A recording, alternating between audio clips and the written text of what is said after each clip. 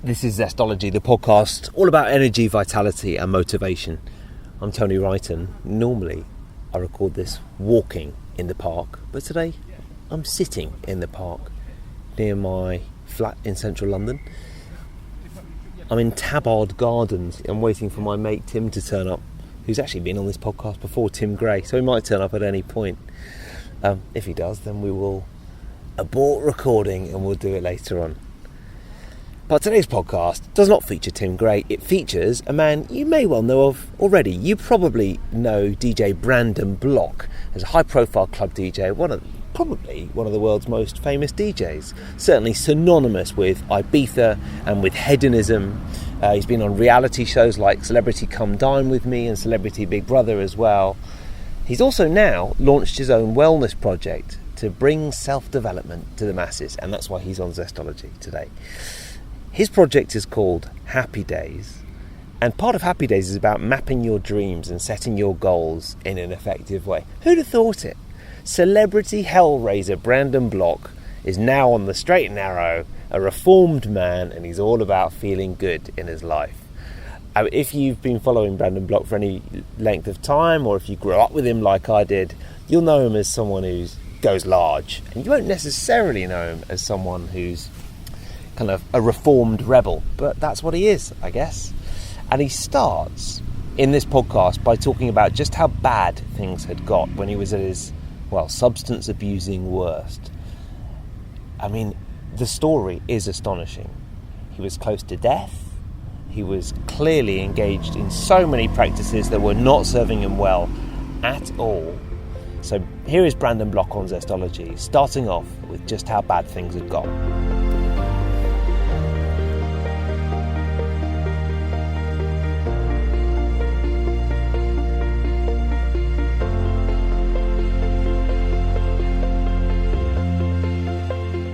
I literally was given 2 weeks to live by a very reputable doctor. So you went to a doctor and he said, if you don't change right now, you've got 2 weeks. I reckon, if that. He said, I can't guarantee how long you will walk out of here by what you're telling me now. I really can't tell you that. What? But I wouldn't give you more than 2 weeks. Why? Because I was taking so much of cocaine, let's say, that he said the impact on your heart would be too much. There's no way you can carry on like this. He said you're on a ticking time bomb. And it was just the hedonistic lifestyle. And also all the substances still. I'm still involved in that thing. So yeah, it was a catalyst for complete disaster, really. So basically superstar DJ, in there at just the right time. Yeah. But you just got swept away with it. You went to a doctor and he said 2 weeks to live. So was that the turning point? Pretty much. I know I'd actually had the epiphany before that.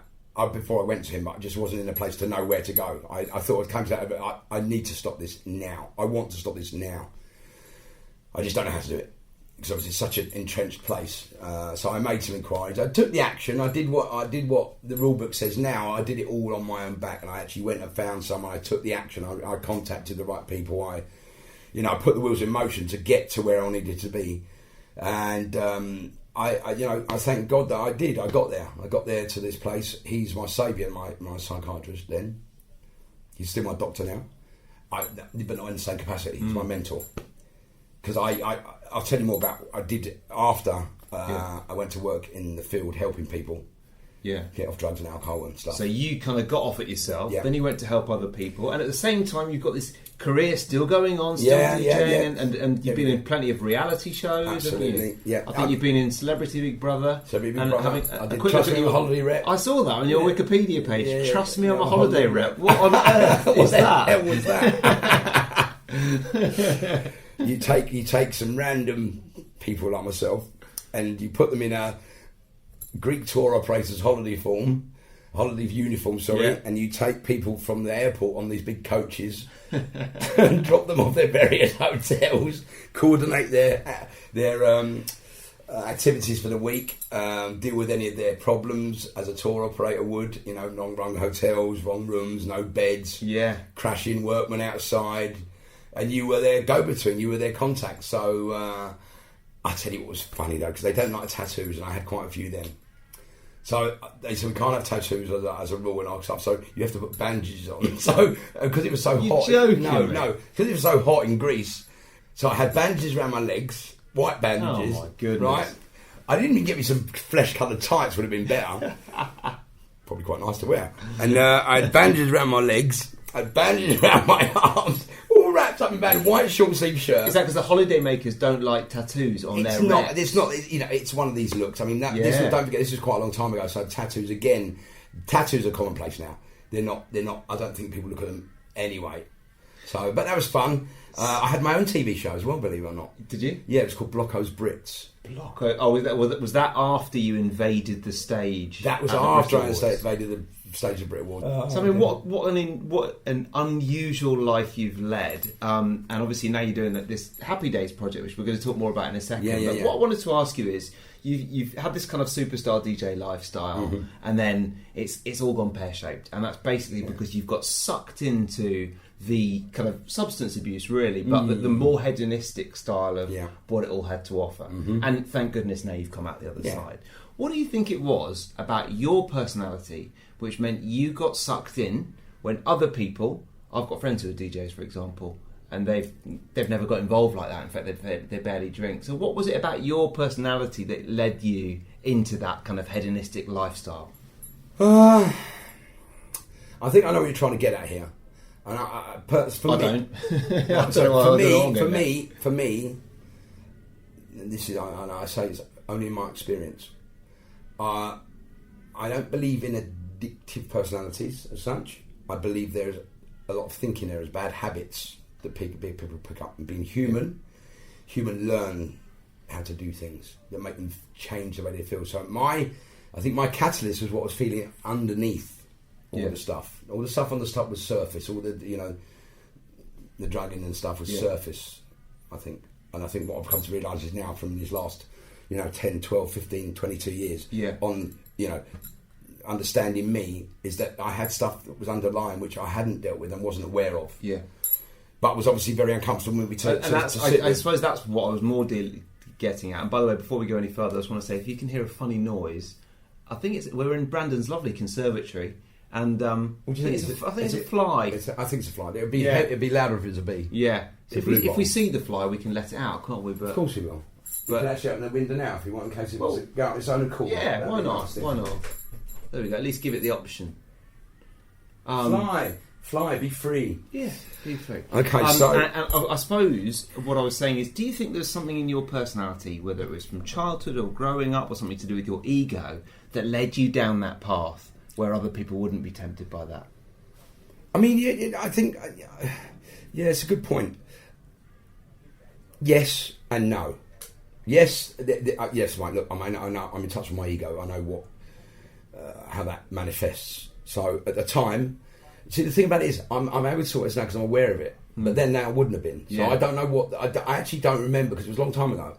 So I don't remember what was the triggers. I don't know what it was that made me go so hell-bent for leather to... What it was I was escaping from. Or what it was I was, wanting to not face. Yeah. I've thought about it a lot. There are some things. I think I was bullied at school a little bit. I was an only child. I mean, there's some stuff. I mean, I don't remember inherently having a bad childhood. I remember fun times. Yeah. Emotionally, I don't know what happened. I think my parents getting divorced at a young age and being, an only child, and having someone to bounce off, maybe, siblings and such, was possibly part of the catalyst. Thinking, all right, I need to be out of this house on my own at 13 years old, drinking at 13. So that's. And then that habit forms. You be formed to it, right? So you get used to Friday night drinking, jumping on mopeds, riding around the park and all this stuff. Then roller skating was my big passion, and I still got my skates. Have you? Yeah, man. Still got my bowels. I love it. I haven't been out in a long time. Last time I fell over and hit my head on the wall, but I never used to do that. and then, so you got through that stage of kicking the substances. Yeah. How hard was that? It was the actual stopping wasn't difficult, and I don't mean that flippantly by any means. I mean, I came to a decision, and my decision was that I'm not doing this again, and then my decision was final. And although over the next couple of months, I had some conversations with myself. The nature of the beast is that, you do something for a long time, you're going to continue to want to do it, regardless, because it's inset and, deep rooted in your psyche. The conversations never came out with a negative outcome, which is great. I mean, I never went down that road again. I decided that wasn't for me. I'd had enough. I pushed myself to the limit. I pushed myself to the actual place of, it's got to stop. Yeah, just there was no options. I had no option. I'd used every single option of we call them option doors. I call them option doors. There's one door. If that one's shut, you go, oh, well, I can open this one. Enabling yourself, justifying your reason to use something again. So justification, you'll rationalise. These are all thinking errors. These are stuff that I work with, and I'll tell you more when we talk about further on in my journey down the road. But the thinking errors are a lot of the stuff that humans do automatically, without thinking. They have a negative impact on us because of the thought process, what's involved in it. It's often about making something that is not good for you, making it okay. Yeah. And there's a series of thinking errors which humans do to make that okay. And so more recently, you've, I guess it's a long journey, isn't it? And so the first thing was, right, give up the substances, and then more recently it's been right, how can you really optimise? And that's one of the reasons I was looking forward to seeing you, because I think for a lot of people they're at 95% good listening to this podcast, but they're really interested in getting to that final 5%. What are the things that are really holding me back? Yeah. And I know you went to Tony Robbins, and that was quite a big thing. And I'm really interested to talk to you about the goal mapping as well. Right. So I'll go back a bit further if you don't mind, and say, so for instance, I stopped taking cocaine in 1996, right? So, but when I came out, a lot of people were aware. I went straight back to DJing, by the way. I didn't stop. I went straight back in Lion's Mouth and just faced on my demons. Yeah. And didn't get involved. So it was hard. Was people trying to get you involved? Well, people do, It's just like, it's normal though. It's not their fault. My you have to be responsible for yourself. I had to be responsible. It's my choice to go back into that environment. So you did that, and you were helping other people with their addiction issues for a while. Yes. And then what's led you more recently? Got to 2010, did my work in the drug and alcohol industry. Did that for 7 years, had some great outcomes and some really good clients. The treatment system got readjusted, it was changed, and tenders were put out, and people were, fighting for business, let's say, touting for business. And the job role became different. It wasn't giving as much. It was just ticking boxes, unfortunately, because of money and funding. It wasn't what I really wanted to do. So this job opportunity came up in the local area around the corner here from where I lived, which is working with more chaotic people, more entrenched, called multiple complex needs. Okay. So you're still DJing at the same time? Still DJing. Oh, I'm still DJing. Yeah. So the multiple. I know you've been in Ibiza a couple of times. Been in Ibiza. Yeah. But this was I've still pretty much kept my same routine DJing wise, but I just added to it, added value to my life, more purpose about people helping people. So worked for the NHS. That job unfortunately took its toll emotionally on me because it was very demanding. It was a lot of very, very intense work with some very not sad, it's the wrong word. Some very not helpless either. Just people were in some very bad places. Emotionally draining. Emotionally draining work. So. I found it very rewarding, but again, it was very draining. So it impacted on me. At the same time, I was offered the job on offered to go on Celebrity Big Brother, which I sort of thought, hold on a minute. This was a challenge for me because I knew what place I was in emotionally, and was I ready to go on telly again 24 hours a day, be Brandon, the old Brandon block, or whatever, or you just partake. And I sort of juggled this and thought, I don't know, but I'll challenge myself. I'll challenge my demons, see how it comes out. Turned out it wasn't the right time because I'd literally finished doing the work at the NHS 2 weeks before. So I was still caught up in all that stuff about boundaries and confidentiality and data protection and, people who've entrusted their lives to you. So that was Celebrity Big Brother, and you left, didn't you? Excuse me, I did, yes. Yeah. It just wasn't for me at that time. Yeah. I wasn't feeling good. I would hate it. Well, I mean, whether I'm in a good place or not, I don't think I want. I think in a different mindset, I would have enjoyed the experience. Yeah. If I wasn't in that place of where I was thinking about other people, mainly my clients, not about other people as such, but mainly the people I've been working with, and thinking, what would this impact on them? How would that, a lot of them would have supported it. But, you know, it's one of them things, and I just decided that, you know, that wasn't working for me, wasn't serving me, wasn't necessarily the right place for me to be at that time. And then, right, I'm going to steer you on to Happy Days now. I've been talking a bit too much. Anyway, Anyways, it's good, but I want to know about Happy Days. Right, Happy Days. So, in the gym, obviously I'm doing a lot of this thinking. I've been to Tony Robbins. I think, wow, mate, this is what I need to fill me up, to get me better again, to get me back on some even keel emotionally. I knew that I was missing something, but I wasn't aware of what.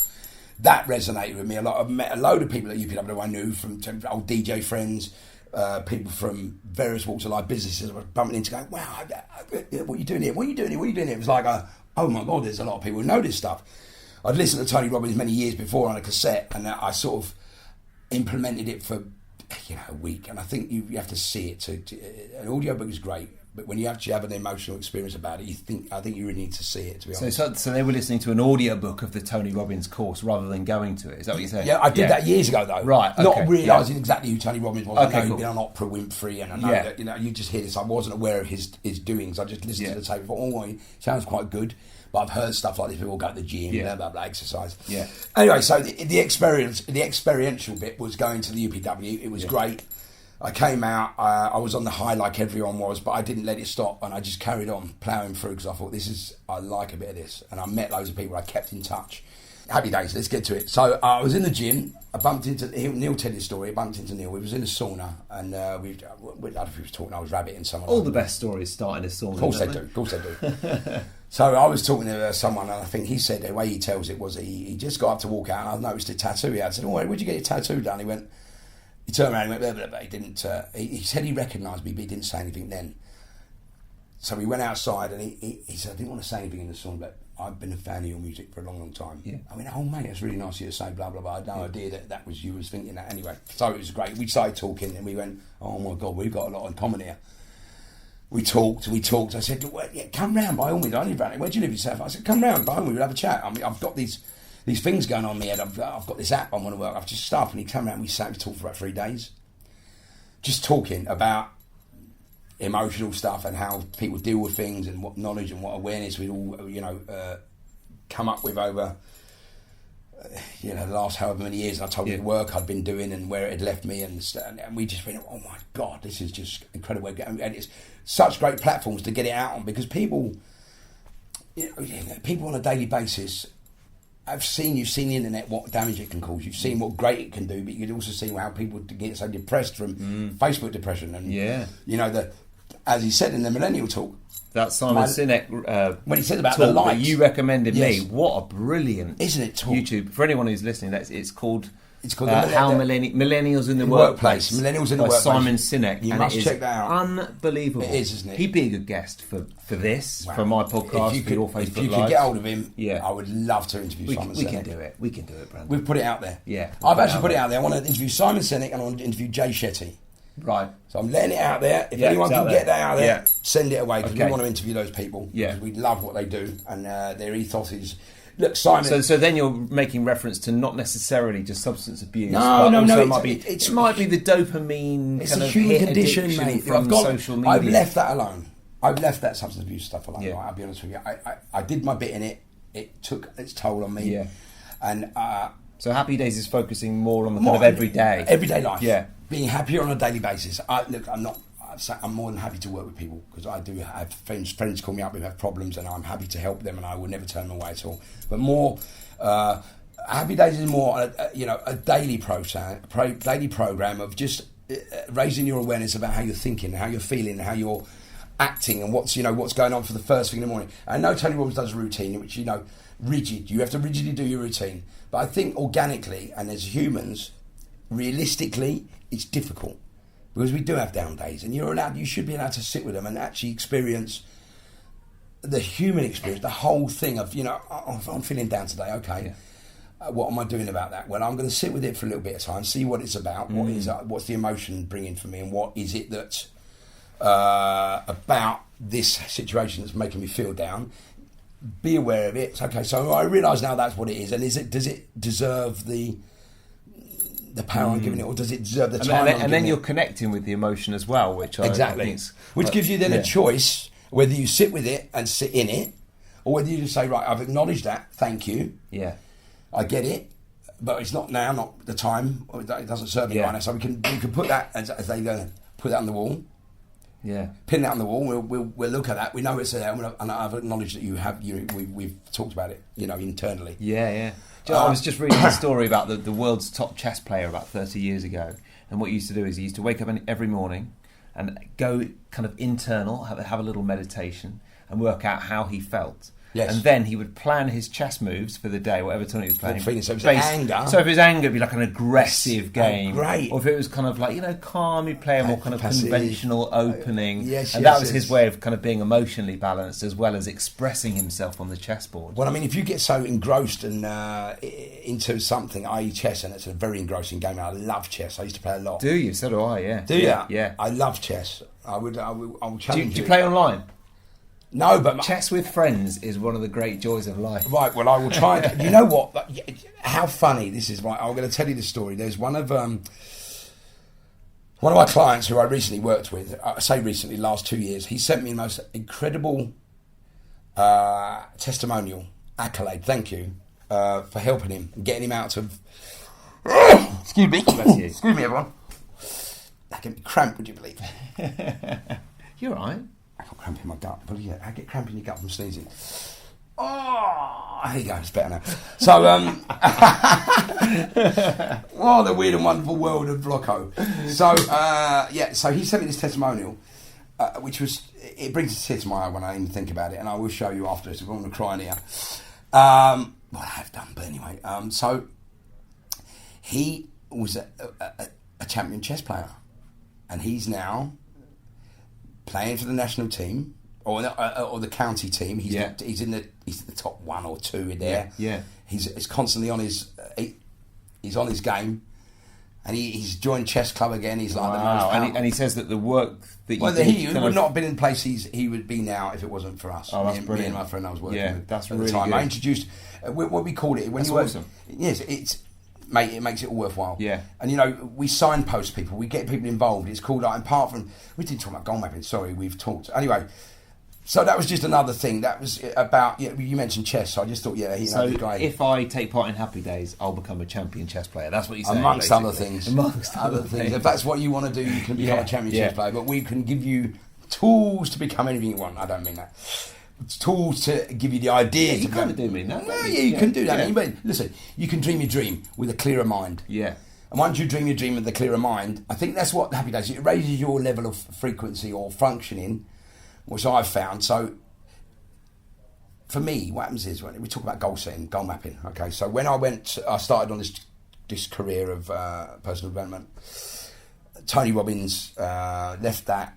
Engrossed in the Yes Group, met people. Yes Group have talks. Brian Main, whose model is goal mapping, and he's part of our company now, has joined us. And we're absolutely fantastic. Yeah, I saw his course on your Facebook page. Yeah. So I saw Brian do his talk, and I thought, oh my God, this is something that really resonates with me.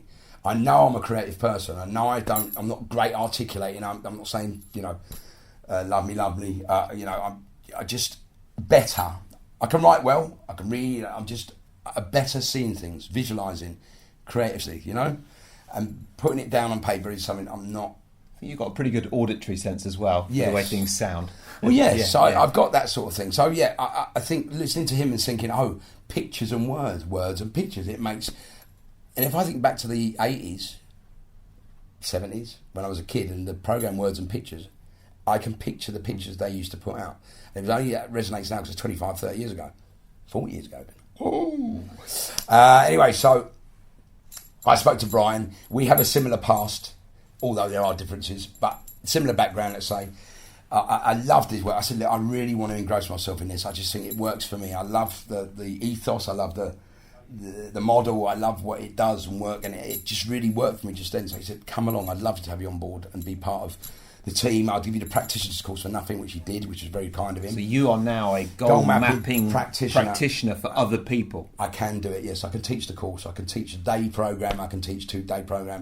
Can you tell us in a couple of minutes what the kind of basics of goal mapping are? So basically, I was going to get to this. So what I've found is, and it's only me again, I'm speaking from my experience, when I've personally mapped goals before, SMART goals, because we used to get told to use SMART goals, obviously, because they're rigid and they're quite, You know, they've got to be done. You can't see them. You just write them down. I've written them down, and now, okay. So I want to be a champion chess player. Oh, you want to be a champion chess player. So you write, here's your dream.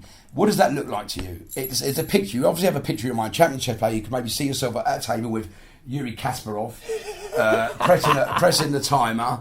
Yeah. That's your picture. So you visualise. That's your dream. So you're now right. You've commanded your subconscious. Yeah.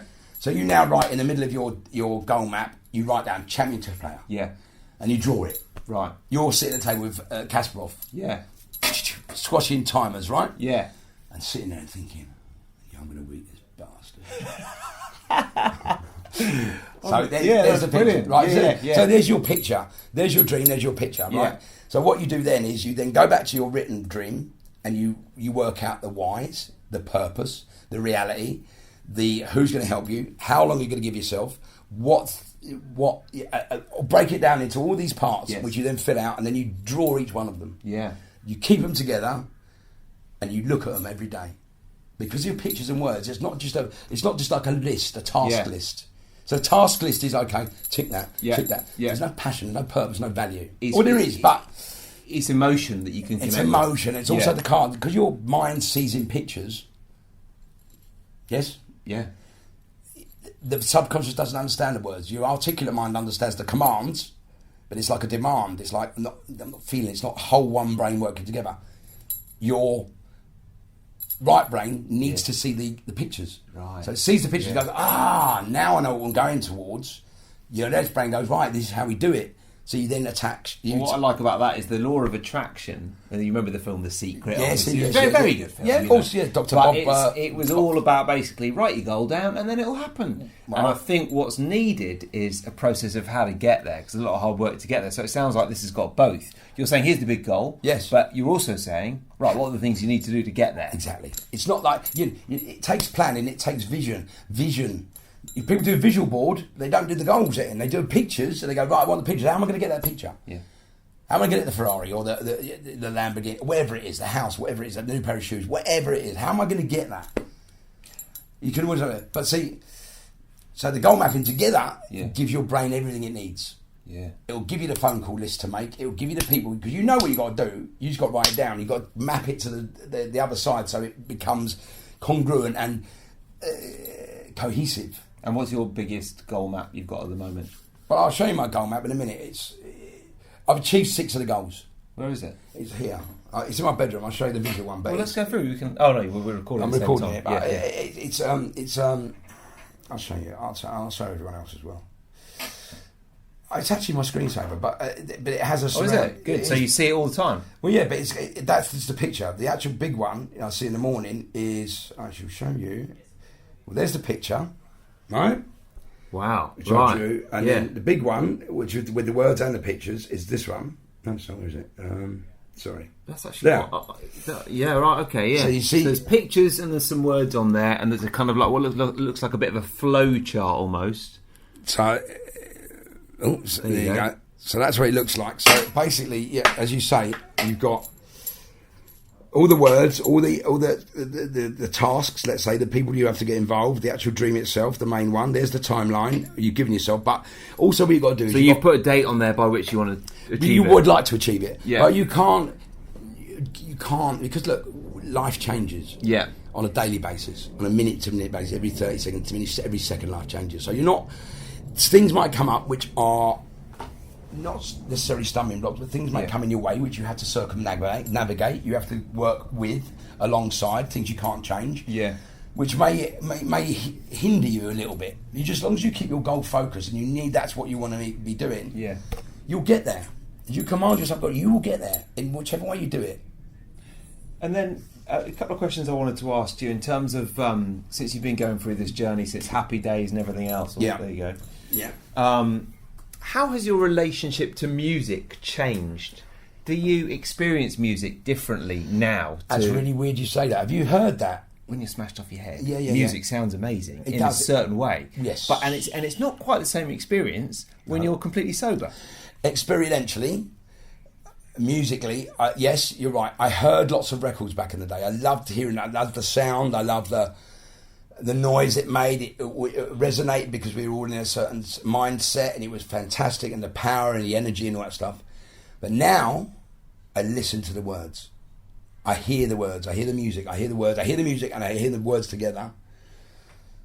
Maybe it's like a goal map. You hear the words and music and words. But I hear the words, and I listen to words, and I feel the words. So there's a lot of songs, a lot of them you'll find about love. And I sing at the top of my voice when I'm DJing now. I sing to the crowd. I sing to, I sing to the crowd. I sing to myself. I sing to anyone else who wants to hear me sing, who wants to look at me singing. I'll sing to them. But so you do connect with it differently. I connect with it, man. And you some of the songs better. Well, it's such a lovely way because I feel the words. I can see that and what amazes me is that these people write these lyrics, and I go, "Oh, I'd love to write that lyric." It's just so. I mean, there's one which resonates with me right away all the time, and it's by a band called the Praise Cats. It was on Subliminal Records, big up there for Eric Murillo back in the day. But it's called "Shined on Me," and the lyrics are, "When I wake up in the morning, I'm giving thanks and giving praise. I'm giving love and giving praise for giving me a brand new day. And when I lose my way, I like to keep it straight and take me over me. Shine the light on me. I've got peace in my soul. I've got love making me whole. Since you've opened up your heart and shined on me." It's fantastic. Yeah. It just says, you want a morning ritual, sing that. And in the past, 25 years ago when you heard that? I mean, I loved the song, but you just hear the piano riff, which is huge. And you'd hear the drums, and you'd hear the chorus, "Shine on me." I didn't hear the words, but now I hear the words, and those words, I just, and it's a morning anthem. It's a morning mantra. When I wake up in the morning, I've got peace in my soul. I've got love making me whole. And since you've opened up your heart and shined on me, what a mantra that is for the morning. I'm going to start doing it. I'm going to play that as my alarm now. Well, now, sometimes when I get mad on a song, I'll just play it and play it and play it, and then I won't want to hear it anymore because I've played it too much. Are you the same? I've learned that now. I learned that because I've recently been sort of producing a few records, or remixing a few records with my very good friend Ricky Morrison. Are you still recording, by the way? Yes. Good. Yes. Yeah. With my very good friend Ricky Morrison. And we made hits together back in 1999 under the guise of Blockster. We had a number 3 hit together. So we've been doing some remixes recently. And you do tend to listen to them. And what I've learned to do is I've listened to it a couple of times, put it down. DJs do this when they produce it. You put it away, leave it for a day, come back and you can hear it with new ears, see what needs to be changed, see what needs to be missing. But yeah, I mean, I've stopped doing that over and over playing because it wears them out. And I've realised that now you mentioned it, that I shouldn't do that. I should listen a couple of times because it stays fresh and I don't want to wear out the tune. And then what about, we were talking a little bit earlier about that social media talk, the Simon Sinek talk, yes. Millennials in the Workplace, yes. so definitely recommend that. Unbelievable. Do you regulate your kind of online use and your social media use? Because I would say if there's one thing that makes more of an impact on my life than anything else, it's when I manage to switch technology off. I don't really mean switching it off like I can watch TV, but it's when you're getting messages. It's the connectivity that destroys me. Well, the thing about it is, look, I think what we've done is we've watched that video, we watched those films, we watched that stuff, so now we're aware of it. So I think what we see, there's a tool. Awareness is the first step. Awareness is the key. I mean, because you know, there was a tool we used to use, which I still use this day because I love the tool. It works. It's about knowing you and realising what you do, and then once you're aware of what you do, because often you react and you don't respond. So in the case of a bad behaviour cycle, as you say, you won't know you're doing it. It will just be part of your makeup, part of what you do. So you'll just go into it and act out the behaviour. Although the consequences are negative, you will not be aware of it. You'll shut them out. It's when those consequences change to a place of impact and something changes, which is dramatic in your life, you'll go, oh, and that's when it starts to change. That's when it will never be the same again. All you have to do is make sure that you know that. And that could be the case with technology, do you think? Of course. Yeah. I mean, look, for me, I think you're the same. Everyone's on their phones. And I often sit on a train, I often sit wherever I've sat, and I watch how many people are just consumed by their mobiles, whatever it is. And I've seen them think, oh my God. You know, like on the tube yesterday, I did a Facebook Live in the morning. I was feeling really good yesterday. I'm feeling great today.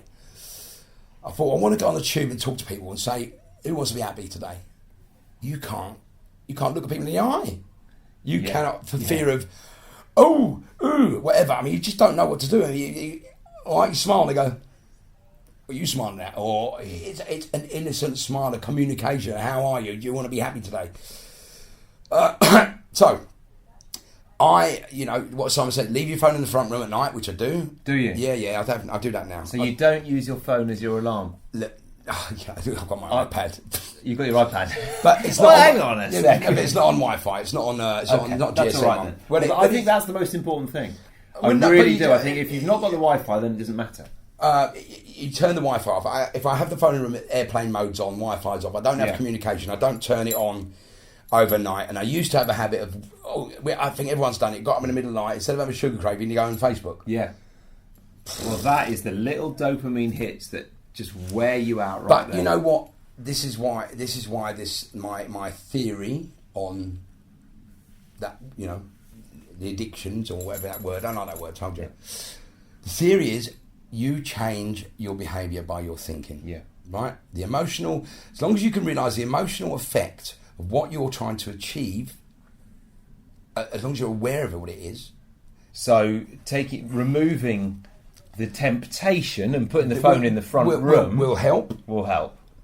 Dramatically. Yeah. And I think, that's the thing, isn't it? Because once it's there, it's there. Well, it's difficult, yeah. And you've got to be. What's the point in using willpower when you just put it in the other place? Yeah. What's the point? You may as well just have a relaxing evening, forget the bloody. You can watch a bit of telly if you need to. I like to read now. We haven't got too long left. There's a couple of questions I want to ask you, and one of them is, you're obviously still DJing a lot. Yeah. You're in Ibiza quite a lot this summer, aren't you? Yeah.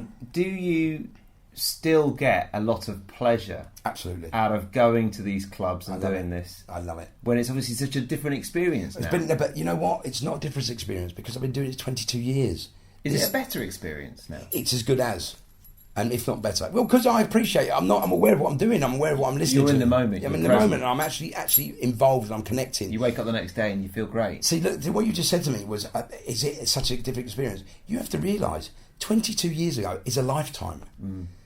And that's a complete change of life. I'm talking about 100% change. But I guess it's not just 22 years ago. I'm not just talking about the substance abuse and the kind of incredible amount of coke that you're obviously taking, but I'm also talking about over recent years, an increase in awareness and being present and living in the moment and mindfulness and everything like that. My outlook is different. I have a different outlook as far as, I love my club play, I love my DJing. I love my DJing as much now as I did then because I'm playing music I like.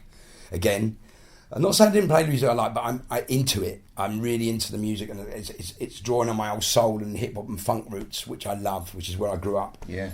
So being able to play similar stuff or remixes, or even just that funkier type of a groove. That's great. You've obviously still got a real passion. I love it, man. Yeah. I can dance. I used to be able to dance really well. I used to dance at Dingwalls on a Sunday lunchtime for Paul Trouble Anderson and Norman J. And Paul Trouble Anderson. Yeah, and I'm now on the radio with Paul. So he's one of my friends now.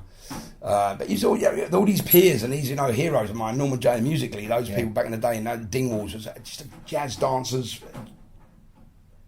That's your cat, isn't it? What's he doing? Sorry, everyone. Don't worry. Where is he?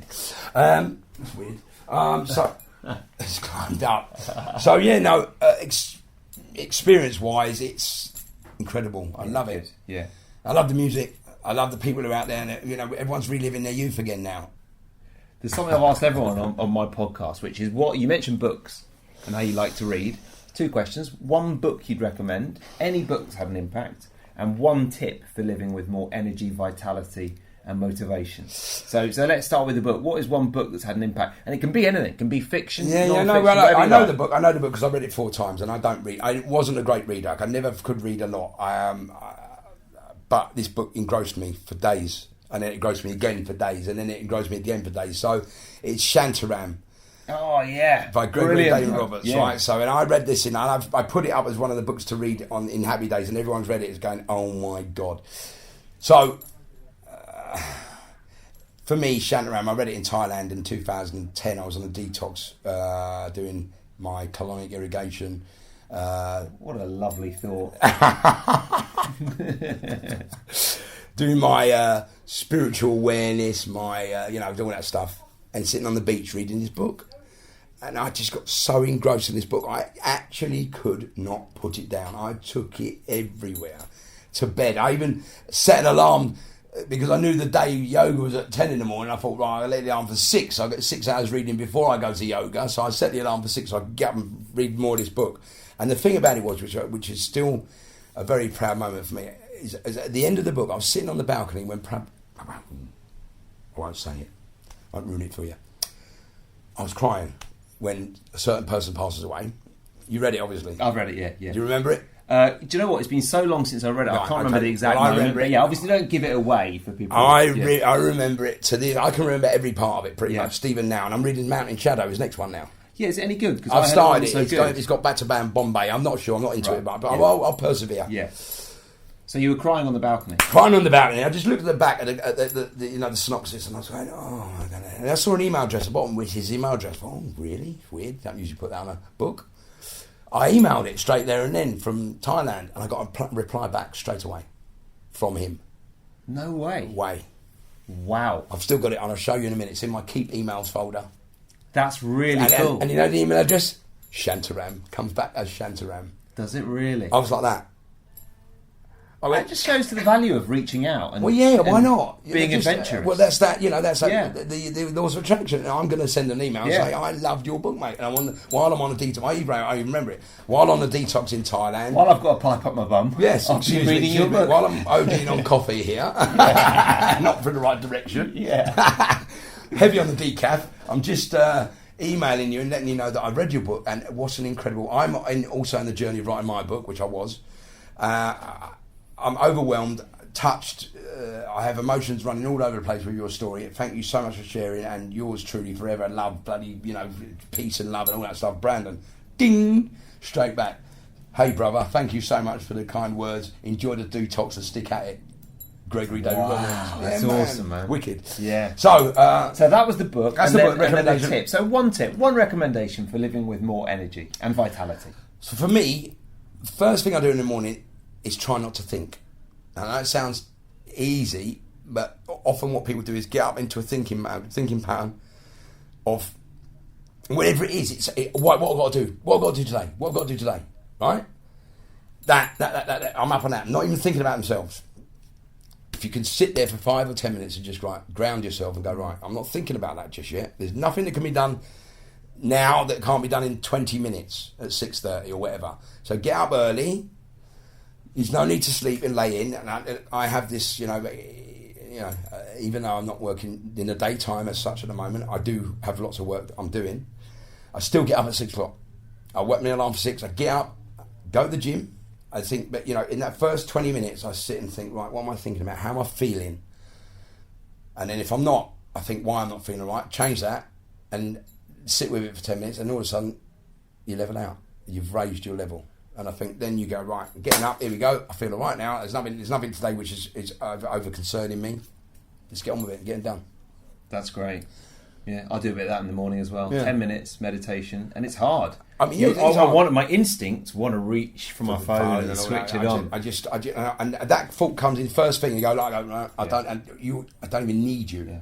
And where can people find out more about Happy Days, right, about about all the gigs you're doing, about everything? So my gigs are pretty much on a lot of stuff on Facebook. But I think if you want to join Happy Days, message me personally, message the group, message the page.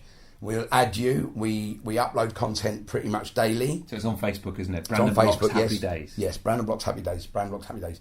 A lot of people are joining us as we speak. So it's getting more popular. The ball's rolling. The snowball's creating. We know we're going to have programs. We're going to have webinars. We've got all this stuff planned, and this is all happening for 4 months. Great. Yeah. So Happy Days has become, big in 4 months. We've also got our tent talks, which we do, where we go to festivals. We get a tent. We put blankets. Do you like it? Tent talks. It's good that. We get a blanket. I kind of wish I thought of it actually. Yes. It's good. We got. We did. Yeah, I thought that as well. Well, we did it together. We came up with it and thought, oh my god, we coined the phrase there. Yeah. And we've registered the website, so don't try and nick it.